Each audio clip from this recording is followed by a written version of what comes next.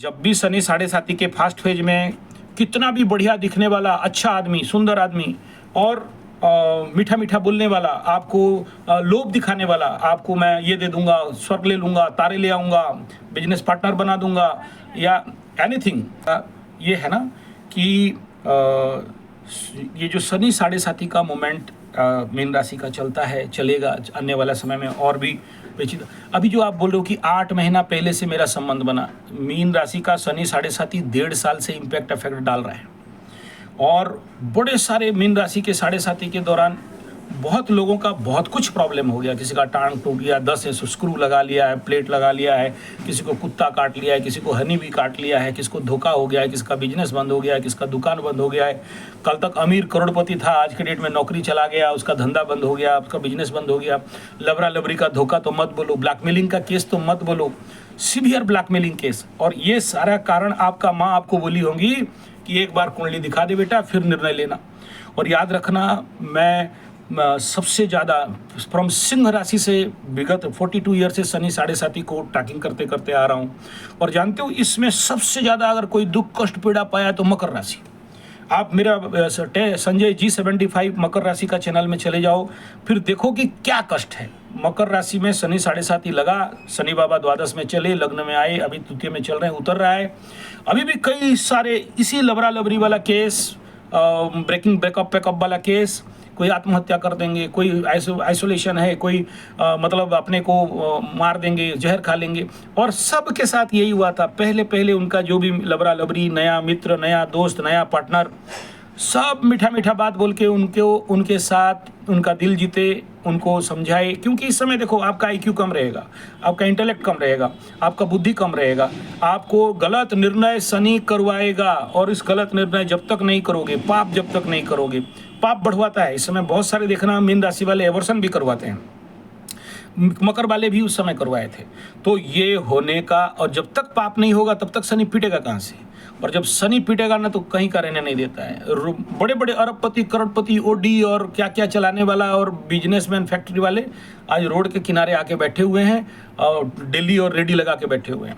तो ये होता है आपके साथ शनि साढ़े साथी में। ये सब पहला चरण, पहला फेज का खेल प्रारंभ हुआ है और पहला में मीठा बात बोल के दिमाग को जीतना। और 8 महीना 1 साल के अंदर कोई भी व्यक्ति जिंदगी में आपका आया है तो मैं आपको सबसे पहला कहना चाहूँगा, don't believe anybody at any cost. वो कितना भी मीठा बोल दे और आपको कितना भी एश्योरेंस दे दे और कितना भी अपना बना ले, उनको सोच समझ के उनके साथ रहना, डिफरेंस में रहना, एक राइट डिस्टेंस में रहना, हर एक बात को आपको नोट डाउन करना। मैं विश्वास नहीं करना नहीं कह रहा हूँ, आप उसे गलत करो नहीं कह रहा हूँ, लेकिन आप उसे समझो, जो कि नहीं सकोगे समझना।